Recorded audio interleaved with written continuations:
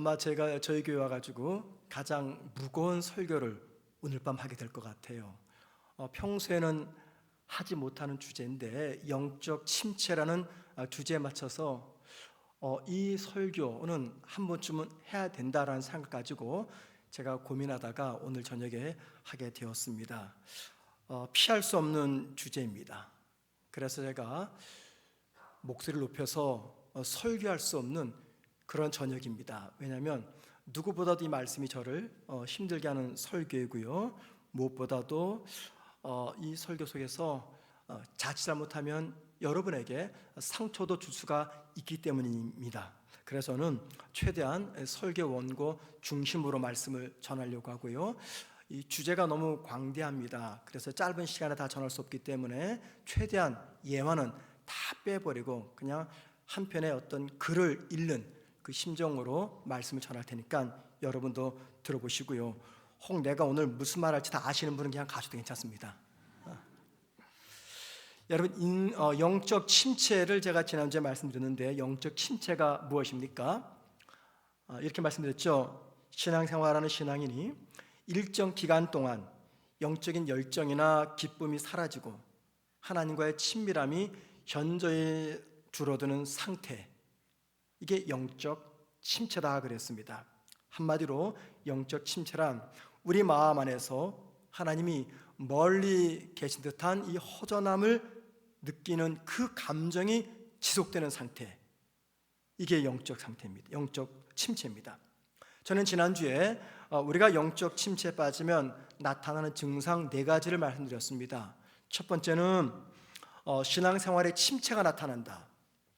두 번째는 신앙생활뿐 아니라 삶 전체에 큰 영향을 준다. 세 번째는 인간관계에서 영향을 주므로 인간관계가 악화된다. 그리고 마지막 4번째는 죄의 유혹에 쉽게 넘어가게 된다. 영적 침체에 빠지면 나타나는 증상 많은 것 중에 시간상 4가지만 말씀을 드렸습니다. 그러면 왜 영적 침체가 찾아오는 것입니까? 제가 4가지를 말씀드렸죠. 첫째는 이 삶의 외적인 환경 때문에 영적 침체에 빠진다. 두 번째, 육체적 요인, 질병, 피곤, 스트레스 때문에 영적 침체에 빠진다. 세 번째는 영적 무지가 영적 침체의 원인이 된다. 마지막 4번째로 사탄의 공격 때문에 우리가 영적 침체에 빠지게 된다. 이렇게 4가지 말씀드렸습니다. 제가 사실은 한 가지를 더 준비했었어요. 영적 침체에 빠지는 이유 5가지였는데 한 가지를 제가 지난주에 생략했습니다. 왜냐하면 그 한 가지를 이 4가지와 섞어서 간단히 언급하고 지나갈 수 없었기 때문입니다. 그래서 영적 침체에 빠지는 5번째 이유, 제가 준비했던 그 5번째 이유를 오늘 여러분과 함께 나누려고 합니다. 이게 너무 중요한 주제이기 때문에 한 주제만 가지고 오늘 말씀을 생각해 봅니다. 시편에는요, 영적 침체에 빠진 신앙인들의 고백이 많이 기록되어 있습니다. 시편 저자들이 영적 침체에 빠진 이유는 크게 2가지 이유 때문이에요. 첫 번째는 외부적 요인입니다. 예를 들면 질병이나 인간관계나 권력의 문제나 인생의 고난이나 이런 것들 때문에 영적 침체에 빠집니다. 그런데 이 외부적 요인보다 더 심각하고 근본적인 영적 침체의 원인은요, 이 내면에 있었습니다. 바로 그것이 죄의 문제였습니다. 죄의 문제. 이쯤 되면 여러분들 눈치채셨죠? 오늘 제가 어떤 주제로 설교할지. 맞습니다. 죄에 관한 주제로 말씀을 생각합니다. 죄 때문에 영적 침체에 빠진 대표적인 인물이 있죠. 시편 저자 중에 우리가 잘 아는 대로 다윗입니다. 오늘 본문에 있는 시편 32편과 51편은요 다윗의 대표적인 탄식시입니다. 언제 이 2 시편을 기록했냐면요, 밧세바와 간음한 뒤 그의 남편 우리아를 죽이고 난 다음에 참여한 참회시입니다. 자, 오늘 본문 3절 말씀을 보시기 바랍니다. 한번 3절 말씀 다 같이 읽습니다. 시작.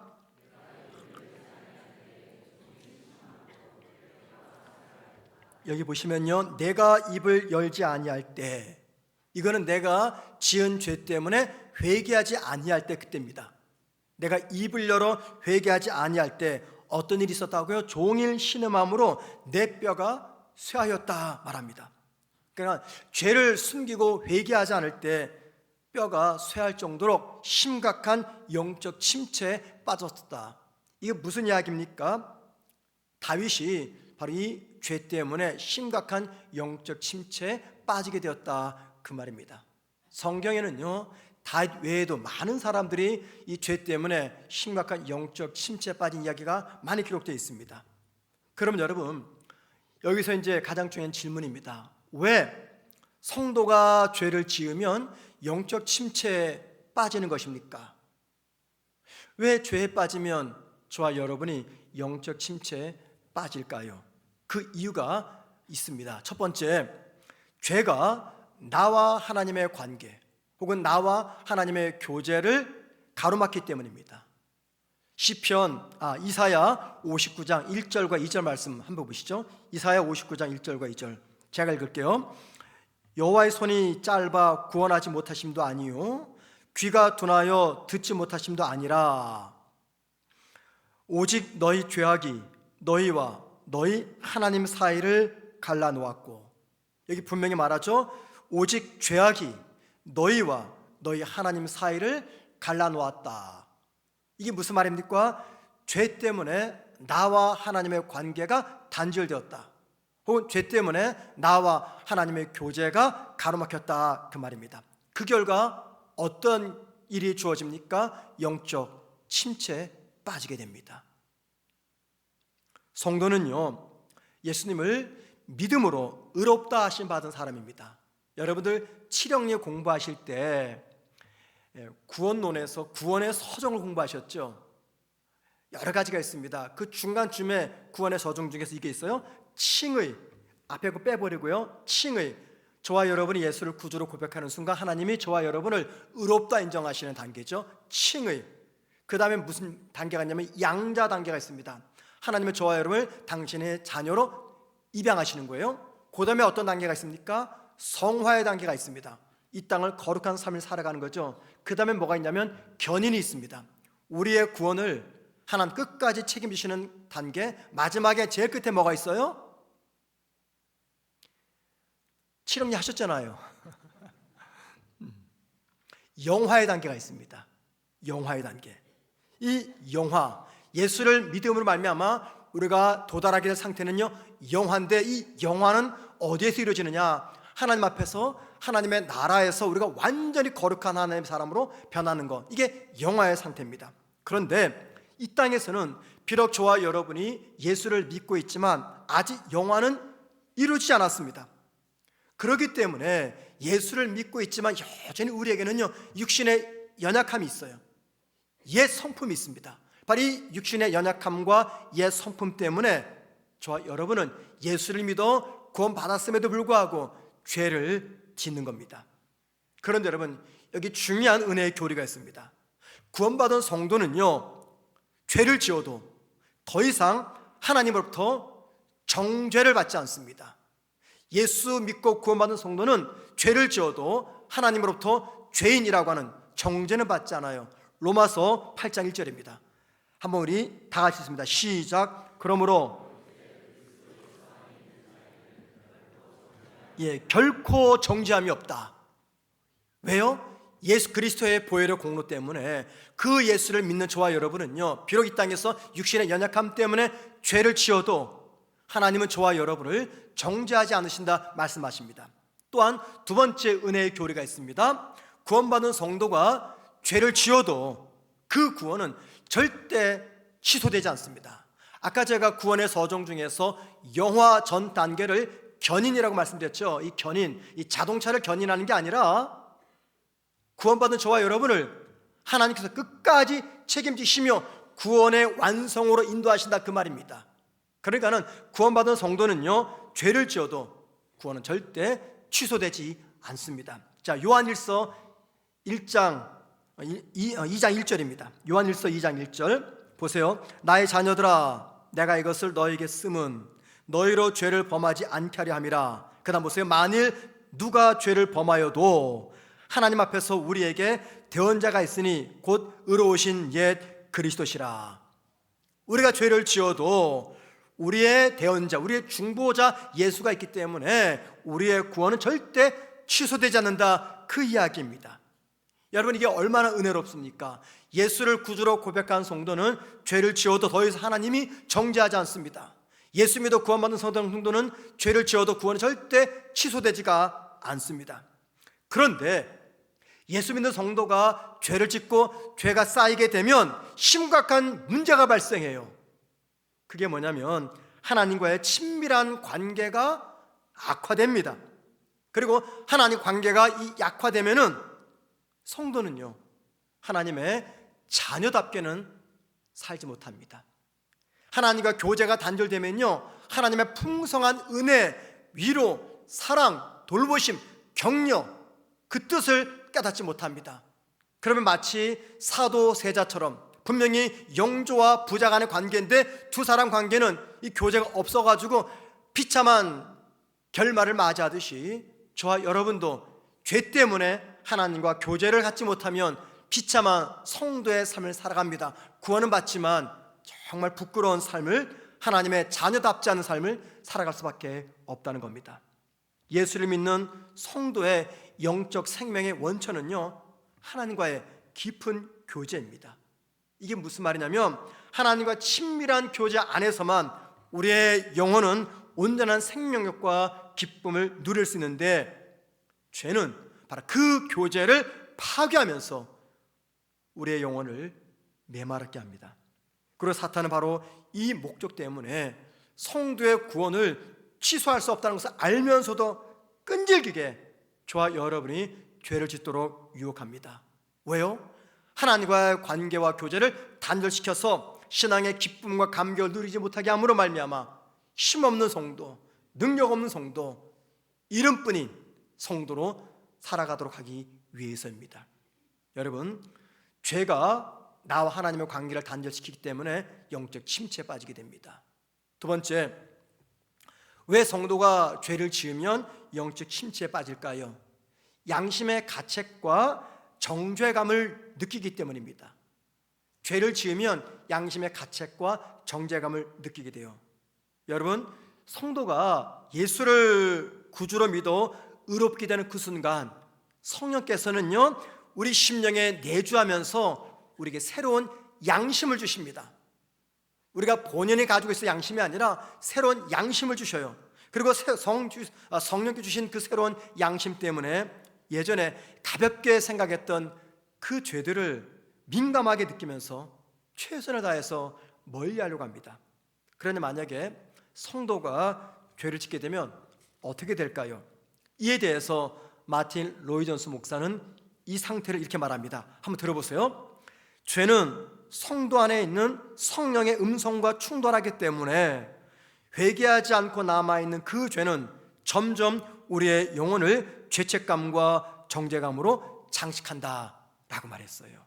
이게 무슨 말이냐면 성도는요, 성령의 내주와 말씀을 통해서 죄의 본질을 깨닫기 때문에 죄로 인한 심적 고통이나 가책을 불신자보다 더 크게, 더 심각하게 느끼게 된다, 그 말입니다. 불신자들은 죄로서 인정하지 않는 그것을 우리 심각하게 받아들이면서 죄책감 때문에 힘들어한다, 그 말입니다. 그리고 그 결과 이 죄는요, 저와 여러분에게 정죄감을 심어줍니다. 자, 정죄감이 뭡니까? 죄를 범한 자가 하나님 앞에서 느끼는 두려움과 수치심을 말합니다. 그런데 여러분, 죄를 범한 자가 하나님 앞에서 느끼는 이 두려움과 수치심, 이게 무슨 증거입니까? 우리 안에 있는 새로운 양심, 성령의 법이 작동하고 있다, 그 증거입니다. 동시에 성도가 하나님 앞에서 죄를 지었을 때 겪는 이 자연스러운 반응입니다. 그런데 성도가 죄를 지을 때 일어나는 이 죄책감과 정죄감은요, 이 다음과 같은 순서에 따라서 저와 여러분을 영적 침체로 이끌고 갑니다. 먼저 죄를 지을 때 하나님 말씀과 양심은요, 성도 안에서 강력하게 경고음을 울려요. 그죠 여러분들? 저와 여러분이 죄를 짓고도 마음이 편안하면 나 구원받은 거 아닙니다. 명분상 내가 그리스도인이야, 속고 있는 겁니다. 내가 예수를 믿어 구원받았습니다. 근데 죄를 져요. 그런데도 아무런 갈등이 없습니다. 이건 죄야 라고 말하는 이 강력한 경고음이 들리지 않아요. 마음이 편안합니다. 그러면요, 저와 여러분은 유사 그리스도인입니다. 진짜 그리스도인이 아니에요. 사람은 본성적으로 죄를 숨기고 싶어 하기 때문에 회개 대신 그 죄를 부정하거나 자기 합리화를 택합니다. 분명히 죄 때문에 강력한 음성이 들려요. 이러면 안 돼.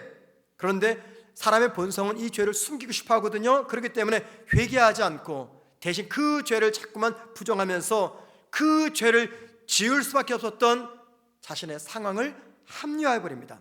이 과정에서 무엇이 발생하냐면 영적 갈등이 일어나는 거예요. 그리고 이 영적 갈등은 저와 여러분을 영적 침체에 빠뜨리는 주된 원인이 되기도 합니다. 자, 두 번째입니다. 이 죄로 인한 정죄감은요, 나는 이제 영적으로 실패했으니 하나님의 사랑에서 멀어졌다라는 생각을 불러일으켜요. 여러분, 종종 그럴 때가 있죠. 내가 어떤 죄를 계속 짓습니다. 그러면 나도 모르게 나는 실패자입니다. 그리고 하나님의 사랑에서 멀리 떨어졌다라고 생각을 하게 됩니다. 특별히 하나님을 향한 두려움이 커집니다. 그리고 하나님께 나아가는 예배와 기도마저도 꺼리게 되면서 그 결과 깊은 영적 침체로 나아가게 됩니다. 여러분, 성도가 죄를 지으면 영적 침체에 빠지는 이유는 바로 이 양심의 가책과 정죄감을 느끼기 때문입니다. 세 번째, 왜 성도가 죄를 지으면 영적 침체에 빠지는 것인가? 그것은요, 성령 충만함을 누리지 못하기 때문입니다. 다시 말씀드립니다. 성도가 죄를 지으면 영적 침체에 빠지는 이유는 성령 충만함을 누리지 못하기 때문이에요. 여러분, 여기 영적 충만과 성령 충만이 있습니다. 이건 불가분의 관계예요. 내가 영적으로 충만하다 그러면 성령 충만한 거예요. 내가 영적으로 침체했다 그러면요, 내 안에서 성령이 계심을 내가 부정하는 상태입니다. 우리가 영적으로 충만하다, 이 말은요, 다른 말로 말하면 성령 충만하다, 그 뜻입니다. 성령 충만은 성도의 삶에서 능력과 기쁨과 헌신의 원천이 됩니다. 그죠? 성령 충만하면요, 능력이 나타납니다. 뭐 병자 일으키고 뭐 기적, 그런 능력 아니에요.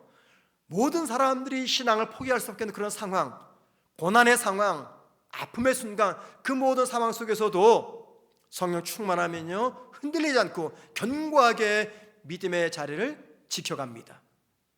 뿐만이 아니죠. 성령 충만하게 되면요, 기쁨이 넘치고, 성령 충만하면 주님을 위해서 무언가를 헌신하려고 노력을 합니다.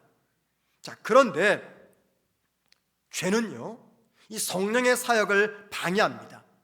성령을 근심하게 합니다. 그리고 마침내 우리를 영적으로 침체에 빠뜨립니다. 그래서 영적 침체에 빠진 분들에게는요, 이 공통점이 있어요. 쉽게 우리가 식별할 수 있는 공통점입니다. 근심이 큽니다. 불안합니다. 두려움에 휩싸여 있습니다. 헌신을 기피합니다. 등에 어떤 공통점이 있습니다. 그리고 이러한 공통점 때문에, 이러한 이유 때문에 결국 성령 충만함을 누리지 못하게 됩니다. 그래서 이 존 오웬이라는 사람은 이 문제에 관해서 죄 죽임이라는 책에서 이렇게 설명했습니다. 들어보세요. 죄가 계속 머물면 성도 안에서 성령의 생명력이 위축되며 이는 성도의 영적 활력과 기쁨을 앗아간다. 죄는 저와 여러분을 성령 충만하지 못하게 합니다. 그렇게 되면은 영적 침체에 빠지게 됩니다. 자, 네 번째입니다. 제 옆태가 보이죠? 우리 방송실이 뭘 아시는 것 같아요. 제 옆태가 볼만합니다. 앞보다도. 네. 근데 저도 헷갈리네요. 자, 네 번째, 왜 성도가 죄를 지으면 영적 침체에 빠질까? 성도의 마음이 죄로 인해서 굳어지기 때문입니다. 성도의 마음이 죄로 인해서 굳어지기 때문이에요. 성도가 죄를 짓게 되면은요, 그 죄는 성도의 전 인격과 삶에 엄청난 영향력을 행사합니다. 특별히 죄로 인해서 성도의 마음이 굳어진다는 것은 하나님의 말씀과 은혜에 대해서 굳어졌다 그 말이에요. 마음이 굳어진 것은요, 하나님에 대해서, 하나님의 말씀에 대해서, 하나님의 은혜에 대해서 마음이 굳어졌다.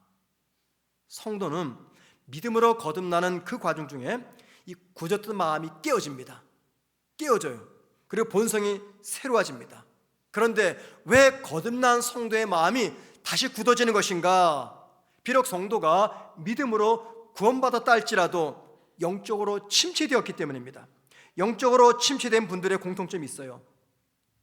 그것은 마음의 완악함과 굳어짐입니다. 여러분 잘 들으셔야 됩니다. 영적 침체에 빠진 분들의 공통점, 마음이 완악해요. 굳어졌습니다. 왠지 아십니까? 죄가 성도의 마음을 완악하게 만들었기 때문입니다.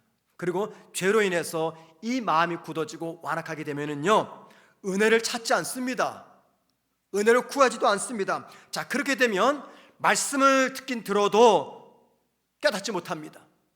말씀을 통해서 나에게 역사하시는 성령의 역사도 내가 거부하게 됩니다. 이 모든 현상은 다른 이유 아닙니다. 내가 범죄하기 때문입니다.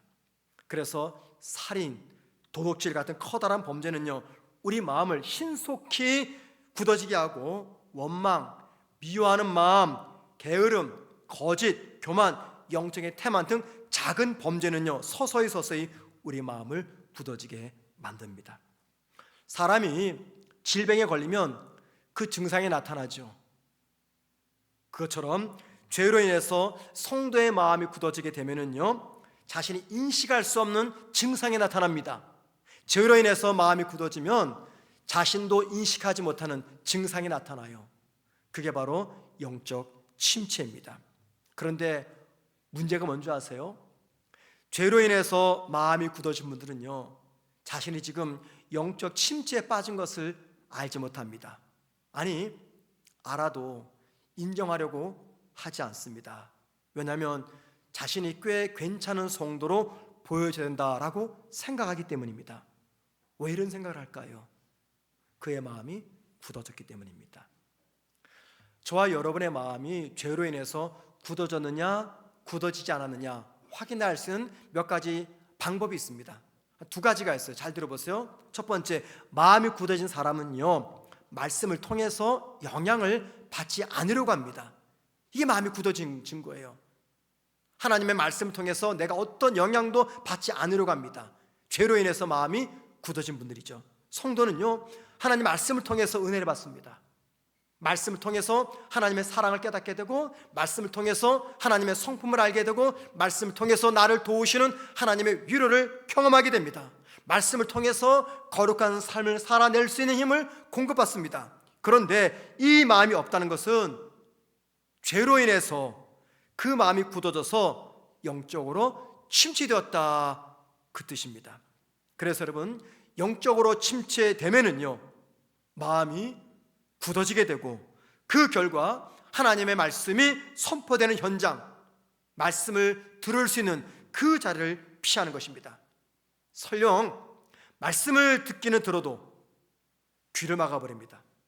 그래서 말씀으로 나를 살리고 말씀으로 나를 깨우시는 성령님의 은혜를 누리지 못하는 거예요. 이 모든 것이 죄로 인해서 내 마음이 굳어질 때 나타나는 증상입니다. 자, 두 번째, 죄로 인해서 내 마음이 굳어진 것을 확인할 수 있는 두 번째 방법입니다. 그것은요, 자신을 향한 하나님의 마음을 느끼지 못할 때예요.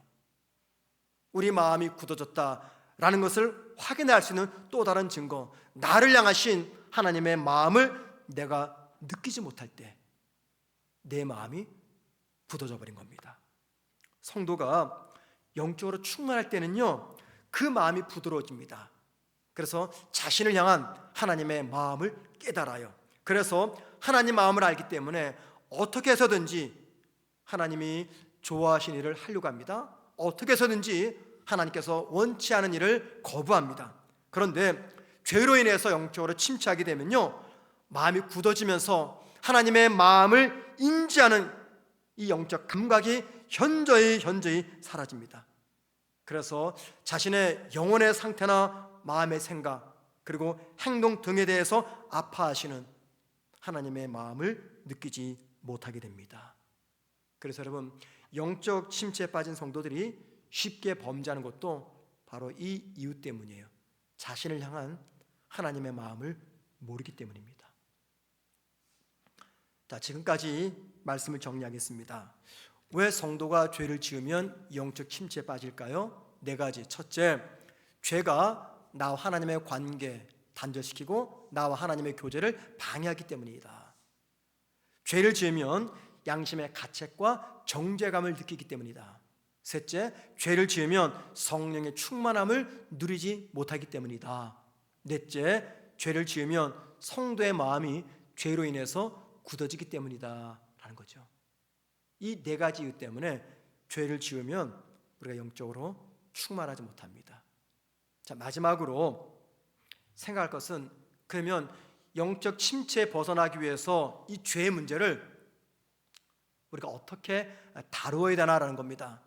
영적 침체에서 벗어나기 위해서 죄의 문제를 어떻게 다뤄야 되나. 자, 몇 가지 말씀을 잘 들어보세요. 첫째, 나를 지배하는 죄가 있습니다. 그 죄에 대해서 생각을 정리해야 됩니다. 내가 습관적으로 범하는 죄, 나를 지배하는 그 죄에 대해서 내 생각을 정리해야 돼요. 이 죄에서 벗어나기 위해서 저와 여러분이 제일 먼저 하는 겁니다. 여러분, 성도가 죄의 지배를 받고 있을 때는요, 두 가지 경우입니다. 첫 번째는요, 자신이 죄의 지배를 받고 있음에도 불구하고 그걸 모릅니다. 그래서 죄를 져요. 그러니까 죄의 지배를 받고 있는 것을 모르면서 죄의 지배를 받는 상태. 그러니까 죄를 짓는데 이게 죄인지 아닌지 몰라요. 그래서 이런 사람들은요, 회개할 죄가 하나도 생각이 안 나는 거예요. 회개하라고 하는데 죄가 생각이 안 나요. 왠지 아십니까? 지금 내가 죄의 지배를 받고 있는데도 그걸 모릅니다. 죄를 짓는데도 이게 죄인지 몰라요. 그럼 항상 자신은요, 양심에 꺼릴 게 없다, 난 성실하다, 난 정직하게 살아간다, 회개할 게 없다, 이렇게 생각을 합니다. 만약에 이렇게 생각하는 분 계시다면 제가 조언을 하나 드리겠습니다. 자신의 죄가 생각이 안 나지 않아서 나는 도무지 회개할 것이 없습니다 라고 생각하는 분이 계시다면 여러분, 죄를 찾지 마세요. 괜찮습니다. 찾아도 발견하지 못할 겁니다. 내가 영적으로 죽어가고 있기 때문에. 대신에 죄를 찾지 마시고 자신에게서 영적 생명의 증거를 찾아보십시오. 이 영적 생명의 증거가 뭐냐면, 보이지 않는 주님을 내가 사랑하잖아요. 그죠? 보이지 않는 주님을 내가 사랑하고 있는데 그 사랑의 증거, 그게 무엇입니까? 보이지 않는 주님을 사랑하는데 주님을 사랑하는 그 증거를 한번 찾아보시기 바랍니다. 두 번째, 어떤 사람은요, 자기가 죄의 지배를 받고 있다라는 것을 알면서도 죄를 짓습니다. 그러니까는 이게 죄인 줄 알아요. 근데 죄를 짓습니다. 이럴 경우에는요, 범죄가 크면 이 자책감도 굉장히 큽니다. 그래서 죄로 말미암은 이 자책감과 함께 죄의 특별한 지배력을 느낍니다. 죄로 말미암아 괴로워하는 상황에서 위로를 받을 수 있는 길 하나밖에 없습니다. 영적 충만함으로 하나님과의 평화를 되찾아서 거룩한 위로를 받는 것입니다. 만약에 성도가 올바른 영적 상태로 돌아가게 되면은 하나님께서 다시 원래 상태인 영적 충만한 은혜를 회복시켜 주실 겁니다. 여러분, 성도가 죄에서 벗어나기 위해서 첫 번째, 나를 지배하는 이 죄에 대해서 생각을 정리하셔야 됩니다. 오늘 설교 참 재미없다, 은혜도 없다 그러시죠? 그래도 언제 또 이런 죄의 문제 가지고 설교를 하겠습니까? 주제가 나오다 하는 거니까 잘 들어주세요. 두 번째입니다. 저와 여러분이 영적 침체에서 벗어나기 위해서 이 죄 문제 어떻게 할까? 여러분, 현재 내 삶의 환경을 재정비해야 됩니다. 현재 내 삶의 환경, 이걸 재정비해야 돼요. 이게 무슨 말이냐면, 죄로 인해서 엉클어진 생각이 이제 정돈이 됩니다. 자, 그러고 나면요, 나를 죄 가운데 살도록 돕는 삶의 환경을 정리하자, 그 말입니다.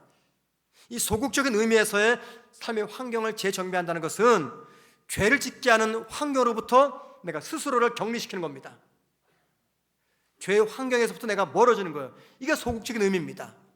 하지만 적극적인 의미에서는요, 죄를 이길 힘을 얻게 되는, 즉 죄를 이길 힘을 얻게 하는 은혜 생활과 은혜의 환경에 나를 가까이 두는 겁니다.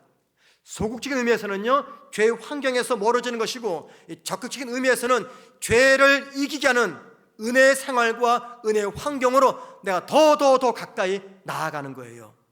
이게 삶의 환경을 정돈하는 겁니다. 우리가 1년에 한 번씩 건강검사를 받고 나서 건강검진 결과를 받게 되잖아요. 그렇게 되면 어떤 일이 벌어집니까? 제일 먼저 바꾸는 게 있죠. 식생활 습관입니다. 식생활 습관을 재정비합니다. 더 나아가 건강 상태를 악화시키거나 혹은 다른 질병으로 이어지게 하는 나쁜 생활 습관을 바로잡습니다. 이게 재정비죠. 그것처럼 저와 여러분이 죄를 멀리하고 영적 침체에서 벗어나기 위해서는요, 나와 하나님의 관계를 멀어지게 하고 은혜로부터 멀어지게 하는 그 환경, 이 모든 것들이 무엇인가를 잘 생각하고 재정비를 해야 된다는 겁니다. 세 번째, 영적 침체에서 벗어나기 위해서 은혜를 기억해야 됩니다. 은혜.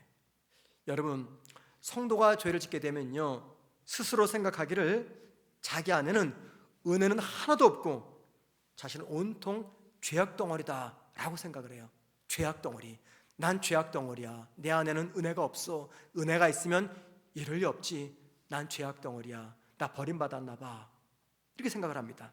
그런데 여러분, 자신을 가리켜서 죄악 덩어리라 말하는 거, 이게 일면은 맞습니다. 왜냐하면 우리 모두는요, 솔직히 구원은 받았지만 죄악 덩어리예요. 생각하는 게 온통 죄입니다. 죄악 덩어리예요. 그런데 여러분, 저와 여러분이 죄를 짓는 순간조차도 잊지 말아야 될 것이 있어요. 죄가 아무리 강해서 나를 지배해도 구원받은 나 안에는요, 구원받은 내 안에는 반드시 남아있는 은혜의 불씨, 은혜가 남아있다는 겁니다. 구원받은 저가, 여러분이 아무리 죄를 져도 우리 안에는 아직 은혜의 불씨가 남아있습니다. 그리고 그 은혜의 불씨를 회복하게 되면은 반드시 그 은혜가 죄를 이깁니다. 그렇게 되면 다시 영적으로 충만해질 수가 있습니다. 어쩌면 저와 여러분이 짓고 있는 그 죄를 심각하게 생각하고 괴로워하고 아파하는 그 자체가 우리 안에 은혜가 남아있다는 증거입니다. 죄가 아무리 기승을 부려도요, 성도 안에 있는 은혜들을 모두 소멸할 수는 없어요. 그리고 우리 안에 남아있는 그 부스러기 은혜, 그 은혜의 불씨, 그 은혜로 반드시 저와 여러분은 영적 침체에서 벗어날 수가 있습니다. 내가 아무리 죄를 져도 내 안에는 은혜가 남아있어요. 그 은혜 붙잡으셔야 됩니다. 네 번째입니다.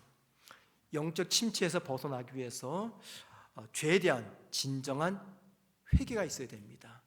이 회개라는 주제가 너무나 방대하기 때문에 이 시간 다 말씀드릴 수는 없고 그냥 간단하게 말씀드릴게요. 영적 침체가 깊을수록 세 가지가 커져요. 정죄감, 죄책감, 수치심, 이 세 가지가 커집니다. 그 결과 하나님께 나아가는 것을 주저하게 됩니다. 그러나 저와 여러분이 죄를 고백하고 죄로부터 돌이켜서 하나님께로 돌아갈 때 하나님은요, 저와 여러분의 죄를 절대 정죄하지 않습니다. 도리어 용서하시면서 영적 침체에 빠진 내 영혼을 새롭게 회복시켜 주십니다. 마지막으로 네 번째, 다섯 번째죠. 영적 침체에서 벗어나기 위해서 예수님을 깊이 생각하셔야 됩니다. 영적 침체에서 벗어나기 위해서 예수님을 깊이 생각하셔야 돼요. 여러분, 우리 안에 존재하는 게 죄죠. 그러면 내 안에 존재하는 이 죄를 죽이는 것은 누굴까요? 누가 내 안에 있는 죄를 죽입니까? 성령님입니다. 성령께서 내 안에 있는 죄를 죽여요. 그럼 여러분, 죄를 이기게 하시는 성령께서 어떻게 내 안에 내주하십니까? 그것은 예수께서 날 위해 십자가에서 죽으시고 다시 살아나신 그 은혜 때문이죠. 결국 예수님 때문에 성령께서 내 안에 계시면서 내 안에서 역사하는 죄를 죽입니다. 자, 그렇기 때문에 예수님을 깊이 생각한다는 건 죄를 끊어버리는 중요한 답을 저 여러분에게 알려줍니다. 그게 무엇입니까? 예수를 깊이 생각하면 결국 우리가 어떻게 돼요? 성령 충만해집니다. 왜요? 성령이 예수 때문에 내 안에 계시잖아요. 그러면 저와 여러분이 예수를 깊이 묵상하면 할수록 내 안에 계신 성령께서 충만하게 역사합니다. 성령이 충만하면 어떻게 됩니까? 내 안에 역사하는 죄를 죽입니다. 죄를 죽이면 죽은 내 영혼이 살아나고요, 내 영혼이 깨어나면서 영적으로 충만하게 됩니다. 그래서 저와 여러분이 예수를 깊이 생각할 때 비로소 영적 침체에서 빠져나올 수가 있는 것이죠. 여러분 가운데 이런 생각 해보셨습니까? 내 죄가 너무 크기 때문에 이제 아무런 희망도 없다. 내 죄가 이렇게 큰데 내가 무슨 희망이 있나? 하나님이 이런 죄인도 용서하실까? 나를 기억하실까? 이렇게 생각하는 분이 계십니까? 자, 그런 분을 위해서 성경 말씀 하나 읽겠습니다. 누가복음 23장 34절입니다. 좀 화면에 안 나오죠? 나오네요, 다행히. 자, 시작. 이에 예수께서 이르시되 아버지, 저들을 사하여 주옵소서. 자기들이 하는 것을 알지 못함이니이다. 여러분, 이 말씀이 여러분에게 어떻게 다가옵니까? 저는 이 말씀을 준비하면서 정말 깜짝 놀랐어요. 사실 이 말씀은요, 고난주간 때만 제가 묵상했던 말씀이지 평소는요 잘 묵상하지 않던 말씀인데, 이 죄에 관해서 이 말씀을 묵상하다가 너무나 큰 은혜를 받았습니다. 우리가 죄를 습관적으로 짓게 되면 내가 죄가 너무 커서 이제 희망이 없다, 하나님 날 포기했구나, 이런 생각이 들어요. 그러니 누가복음 23장 34절은요 이런 내 생각이 완전히 틀렸음을 알려줍니다. 자, 보세요. 지금 예수님이 십자가에서 못 박혀 피 흘리시는 순간입니다.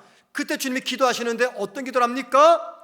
저들을 사하여 주옵소서. 저들의 죄를 용서해 주세요. 이게 무슨 말이냐면 저들의 죄를 주님께서 상관하지 않겠다, 그 말입니다. 다 용납해 주겠다. 그러면 여기서 정말 중요한 겁니다. 저들이 누굽니까? 저들이 누구예요? 지금 이 시간 예수님을 십자가에 못 박은 병사들, 채찍으로 내리치는 병사들, 예수를 조롱하는 사람들, 한마디로 예수를 고통스럽게 죽이는 그 모든 사람들을 향해서 아버지, 저들의 죄를 용서해 주세요. 여러분, 이게 얼마나 큰 은혜가 됩니까? 저와 여러분이 예수를 죽였습니까? 못 박았습니까? 무시했습니까? 조롱했습니까? 아니요. 우린 그냥 신앙의 의지가 약하기 때문에, 믿음의 분량이 크지 않기 때문에 나도 모르게 습관적으로 죄를 질 뿐이에요. 여러분, 당신을 죽이는 병사들도 우리 주님이 용서하셨잖아요. 그러면 주님이 이 세상에서 용서하지 못할 죄가 어디 있겠습니까? 나는 희망이 없다고요? 하나님이 버린 것 같다고요? 아닙니다. 그건 나의 착각입니다. 하나님은 결코 저와 여러분을 어찌하지 않습니다. 왜요? 저와 여러분은 예수의 구속의 피로 하나님의 자녀가 되었기 때문에. 우리 장로교는요, 그래서 견인이라는 교리를 믿는 겁니다. 예수를 구주로 믿는 성도는요, 하나님께서 끝까지 구원을 지켜주시는 은혜의 교리입니다. 저와 여러분에게는 이런 은혜가 있어요. 성도가 죄의 집에서 벗어나서 영적 충만함을 경험하려면요, 그래서 십자가에서 아버지, 저들을 용서해 주세요 라고 기도하셨던 그 주님을 계속해서 깊이 묵상해야 되는 겁니다. 여러분, 저와 여러분이 죄를 이길 수 있는 무한한 힘 누가 주십니까? 어디로부터 얻을 수 있습니까? 주님이 공급하셔요. 죄를 이길 수 있는 무한한 능력, 우리 주님이 공급하십니다. 주님을 묵상하고 그 주님과 동행할 때 성령께서 내 안에 역사함으로 내 안에 존재하는 내 죄를 죽입니다. 그러면 저와 여러분은 영적으로 다시 회복될 수가 있습니다. 영적 침체에서 벗어나기 위해서 첫째, 나를 지배하는 죄에 대해서 깊이 생각해 보자. 둘째, 현재 내 삶의 환경을 재정비하자. 셋째, 은혜를 기억하자. 은혜를 붙잡아야 내가 회복된다. 넷째, 죄에 대한 진정한 회개를 해야 된다. 마지막 다섯 번째, 예수를 깊이 묵상하고 생각하자.